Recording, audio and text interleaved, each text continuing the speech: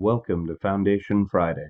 The dedication and covenant of silent unity was signed on December 7th, 1892 by Charles and Myrtle Fillmore, founders of the Unity movement.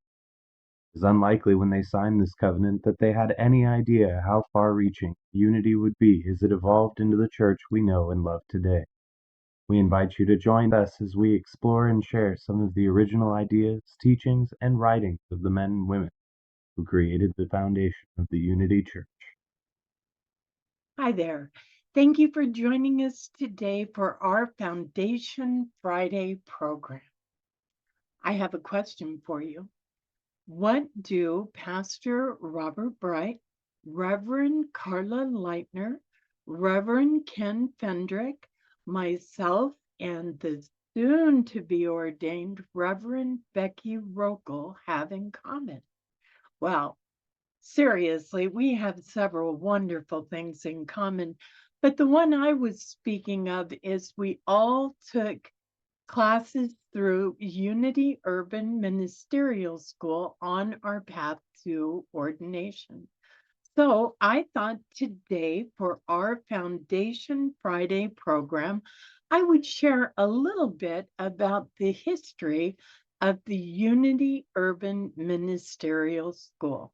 I'll be sharing pieces of an article written by Reverend Sandra Campbell, who has been the head of Unity Ministerial School for the whole time any of us that I mentioned were in classes. We all know and love her very much. Here's the article I found at unity.org.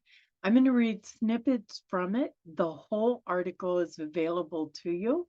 It's called Unity Urban Ministerial School, Built on a Dream and a Commitment. I hope you enjoy this article. What can we do to help your people?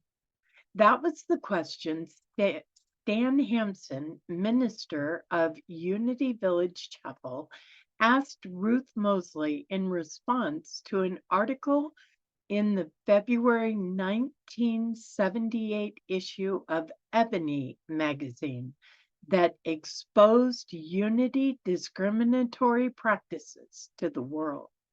Without hesitation, Mosley responded, "Educate them. We need our own school." The article that Ebony magazine had published was written by Reverend Johnny Coleman. She had been a Unity minister and actually left the program to start her own organization. And she shared in that article her own experience and the shameful treatment of African Americans who were studying to become Unity ministers. As a result of the article, Reverend Vertel Allison Talifero writes in the book of Ruth that the power movers and shakers were being scrutinized and looked upon as being responsible for allowing disgrace and shame to be directed in their spiritual institution that preached love and acceptance in the name of Jesus, no less. Coleman had been one of Mosley's teachers at Unity School. There had been some improvement by the time Mosley joined the program, but Mosley recalled challenges she faced as a student when her questions and comments in class were disregarded by teachers, and she was forced to sit in the back of the cafeteria, unlike her white counterparts. Inspired by her studies of H. Emily Cady's Lessons in Truth, she recognized that this was no time to judge by appearances. What appeared to be dead was very much alive in Mosley's heart. She recited over and over those universal truths she had put into practice. Asking springs from desire to possess some good. What is desire? Desire is the heart. in the heart is always God tapping on the door of your consciousness with his infinite supply, a supply that is forever useless unless there is a demand for it. She recalled the verse in Isaiah 65:24. Before they call, I will answer. While they are yet speaking, I will hear. Mostly held to the belief that this was a divine idea given to her by God, and therefore it was already complete, and that her job was to stay with the idea as God was bringing it into fruition. Okay, so taking the message to urban communities, Mosley stepped out in faith and started Unity Urban Ministerial School practically on a shoestring.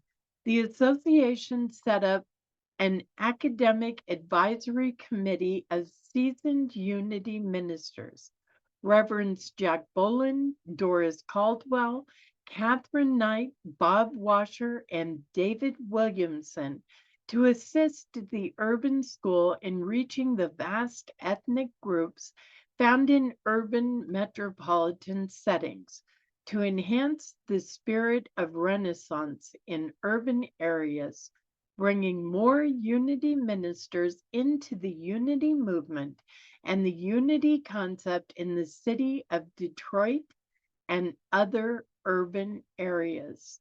The vision for the school was to train ministers who might never have the opportunity to take the message of hope and faith so needed in urban communities in the United States and beyond.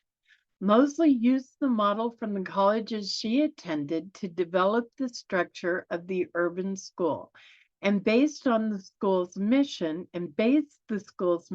on Isaiah 61:1.